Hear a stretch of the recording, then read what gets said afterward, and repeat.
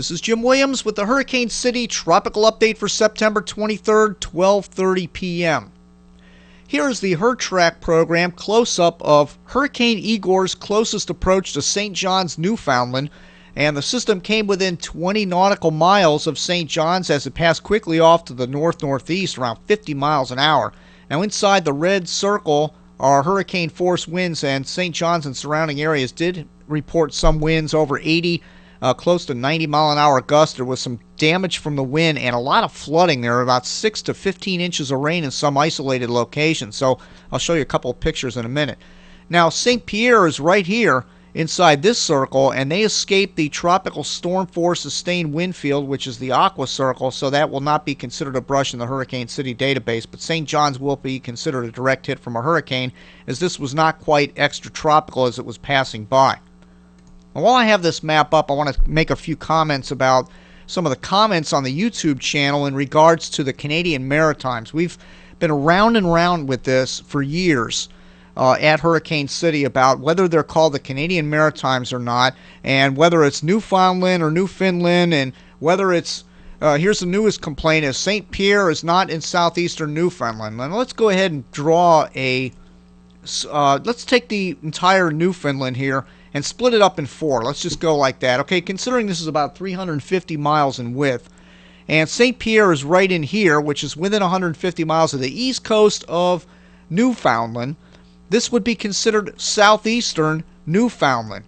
Somebody in the comment is all upset and bothered about the fact that this should be considered southern Newfoundland or southwestern Newfoundland, whatever. The point is it's within this area here, which is southeastern Newfoundland. And as far as the Canadian Maritimes, I don't know what to say to the people. Half the people I talk to from Canada say it's perfectly okay to call them that, and other people are upset and bothered about it. Quite frankly, I'm getting tired of it, doing these update videos every year and having these comments from the Newfoundland and Nova Scotia areas. If you want to complain to the National Hurricane Center. They call them the Canadian Maritimes. The Weather Channel calls them the Canadian Maritimes. And a lot of them call it Newfoundland as opposed to Newfoundland. Whatever the case may be, the important thing to note here is that this was a direct hit from a hurricane, and the tropical update videos are for tropical information, and you can get into the technical details on how something's pronounced or where exactly it's located, whatever. Just get over it and let's move on. All right, here is the flood shot from Newfoundland, and there is flooding up here. We've measured up some of the weather stations of it around 15 inches of rain, which is a lot of rain for a short period of time. This was moving through there very quickly, and there's another shot of the type of flooding that was going on there. I know last I checked, one person's been missing, was washed out to sea, and there may be others. We'll have to watch that. But there is an RSS feed on the front page of Hurricane City, linking you to the latest information coming out of Newfoundland. All right, here's what else is going on out there. We have a new Invest 95L in the central Caribbean Sea. The system is cruising just north of South America and is now entering the central Caribbean Sea and heading towards western Caribbean Sea, where it's going to become Tropical Storm Matthew. In fact, I expect they will be issuing advisories soon because the hurricane hunters are out there, and there they are right now. These are the last 10 last hour of wind observations from the hurricane hunters, and you can see that we have easterly winds north of the center of circulation gusting around 35 miles an hour. Nothing sustained near tropical storm force at this time.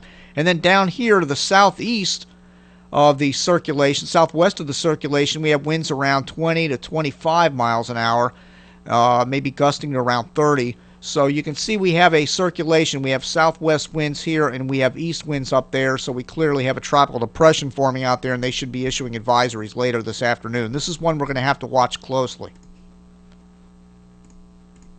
All right, let's take a look at the models on this, and pretty much due west. And I agree with that scenario for the next several days because of high pressure that's going to push it that direction. Plus, there's an upper level low to its northeast, which oftentimes will cause these systems to dip a little bit further south than what they would normally travel. But all the models take it into Honduras, and then some of them just hang it up here near Belize. And some of the models want to take it north. The H wharf actually takes it up like this through the Yucatan.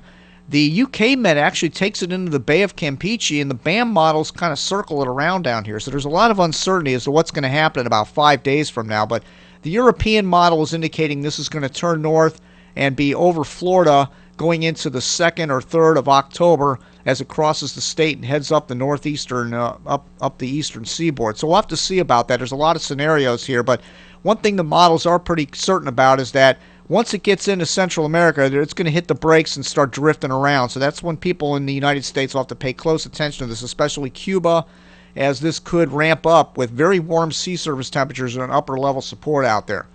Just interesting to note that none of the models are really cranking this up in a hurry. None of them, as far as I can see right now, turn this much into a hurricane, although the ship model does indicate we could get up around 100 miles an hour. That's an intensity forecast model. But the global models are all kind of backed off on intensity. They're keeping it around tropical storm status going out 5 days or so. All